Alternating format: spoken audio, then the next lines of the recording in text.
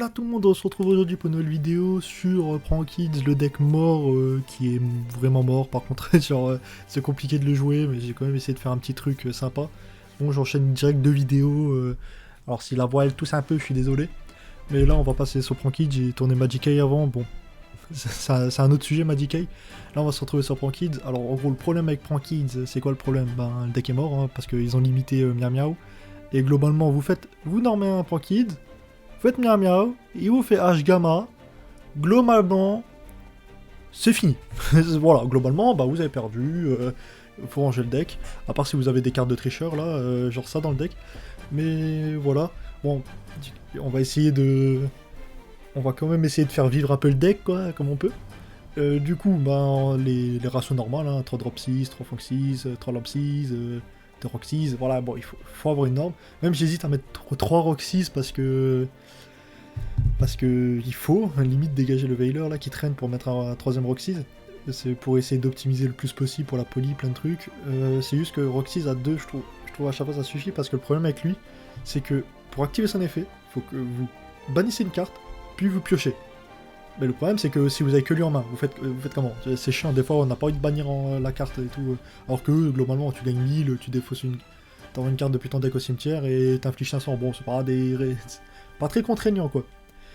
3 parallèles Exceed, j'ai mis un peu... moi j'aime bien mettre les cartes qui sont dans l'archétype avec, mais littéralement je pense Exceed est devenu une carte de l'archétype entre guillemets, parce que vous normez, vous faites chaîne 1, bah, le Prank Kids que vous avez invoqué, plus chaîne 2 Exceed, bah, au moins il vous fait pas H, il vous fait pas gamma, ça sauve, hein, merci Exceed. 2 terrains, même si peut-être 3 maintenant ça peut sauver, mais bon, je me dis... 2 ça suffit amplement, pas besoin de plus. En plus il est facilement tuto, plein de trucs.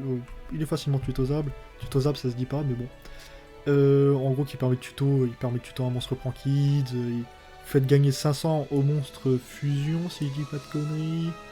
Ah non au Link. Au Link et si votre adversaire et si vous invoquez une fusion vous faites perdre 500. Non c'est l'inverse, si vous invoquez une Link vous faites perdre 500 au monstre d'adversaire. J'ai inversé.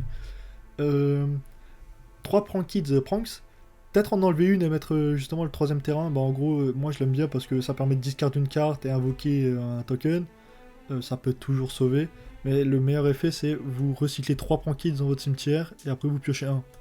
C'est trop fort, il faut, faut profiter de ce truc, mais il y a moyen qu'il y en a une qui dégage et ça met 3 Prank Kids place, hein. Ça c'est comme vous le sentez, ça dépend du feeling avec le deck. 2 Pendulium, de 3, qu'est-ce que je raconte, 2 3 Pendulium parce que comme dit ils ont limité lui, hein, bah, il faut essayer d'avoir le plus possible des cartes fusion en main pour au cas où. 2 Poly, ça fait mal de les jouer mais on est un peu obligé parce que comme dit toujours le setup de merde, hein, c'est vous faites H votre Prank Kids, si vous avez un autre Prank Kids et une Poly en main, ben vous êtes obligé d'utiliser 2, faire lui, réinvoquer les 2, faire doodle, c'est chiant, c'est nul, mais on est obligé. Instant de fusion qui est une carte de tricheur dans ce deck, hein, clairement, qui permet d'invoquer lui ou lui. Hein. C'est débile d'invoquer lui quoi. 3 pots.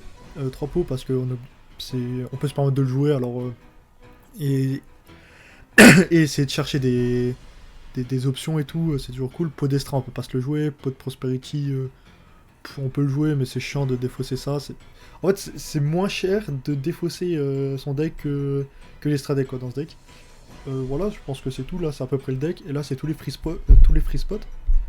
Bah 3 H, bon ça peut se discuter, hein, comme dit les free spots, vous mettez ce que vous voulez, mais en gros 3 H, 3 Nib, 1 Veiler, 3 Imperm. Pourquoi j'ai mis que 1 Veiler? Bah, en vrai on peut jouer Traître à 40, mais je me dis, essayer de choper le... Même, je pense qu'on peut l'enlever en vrai, je sais même pas pourquoi je l'ai mis, vous me captez. Parce que dans ma tête je me suis dit, ça fait 4 Imperm. Bon, en vrai on va l'enlever. Vous avez vu, ce Veiler n'existe pas. Mais en gros, je l'avais mis comme si pour mettre 3 Imperm parce que en ce moment le truc qui est fort c'est d'annuler une norme. Genre quand vous jouez contre les Piafabec, quand vous jouez contre les MEP, même contre Salah des fois dans certains setups. Tribrigade aussi. Tribrigade, mais il s'en fout un peu plus, ça dépend des moments. Même peut-être enlever les 3 Nibiru, mettre 3 Veiler, bon. Ça dépend de chacun. Et 3 Gamma, parce que Gamma en soi, il est facilement invocable dans le deck. Hein. C'est parce que Ça peut arriver dans des setups, vous commencez, mais vous avez quand même pas de monstre sur le terrain. Du coup, bah go, hein, autant jouer gamin. On va passer à l'Extra Deck. Un Battle Butler. Un ça suffit, mais comme dit, ça dépend de chacun. Peut-être enlever un Phoenix et mettre un deuxième, ça dépend de chacun. Moi je trouve ça suffit, on peut facilement le recycler. Globalement, quand il arrive, vous avez gagné. Globalement, alors ça suffit amplement. De Ride qui permet, quand le premier est claqué, parce qu'on est obligé avec fusion instant, ça permet d'avoir un prochain tour. Watcher qui permet de jouer pendant le tour adverse, c'est toujours cool. Un Baba où ça suffit amplement, qui permet de recycler pendant le tour adverse, et ça reste cool. 3 Doodle qui est la meilleure Link 2 du jeu, littéralement, parce qu'elle tuto, elle recycle, c'est la meilleure Link 2 du jeu pour moi. Un Miao Miao parce que bon bah on est obligé. Un Phoenix qui reste une option sympa pour péter des magies pièges qui font chier, c'est toujours cool. Le Access Code parce que on peut l'invoquer hyper facilement dans le deck, et il permet de péter au moins jusqu'à au moins 1, 2, 3, jusqu'à 3 cartes, c'est toujours cool. La Link 4, Prankid, qu'on invoquera très rarement, mais quand on l'invoque, ça fait plaisir. Genre globalement ça fait plaisir. En effet rapide, vous pétez tout, ça reste cool. Une Apollousa parce que c'est facilement invocable, il faut profiter. Et là, la X64, vous pouvez mettre à peu près ce que vous voulez, Babouchka, Abyss Dollar, voilà. C'est juste pour Xseed, hein. Globalement, c'est juste pour faire plaisir à Xseed, comme ça on a accès à une X64 hyper facilement. Voilà, on va passer au side vite fait. Bon, le side, je l'ai pas touché depuis, mais en gros, des pets MP, voilà. Et aussi, n'hésitez pas à jouer les Arcane Bee. Je pense que les Arcane Bee, il faut profiter, parce que globalement, bah, on a un rock, on a de l'eau, on a du tonnerre, du feu, voilà, bon, profitez quoi. Globalement, le deck s'en fout des Arcane Bee. Et je pense on a fait le tour du deck, hein, globalement. Voilà, le side fait pas trop de gaffe, voilà, j'ai mis ça, c'est juste pour jouer en ligne quoi. Je vais te changer sûrement pour mettre des Veilers, des Nibiru et inverser quoi.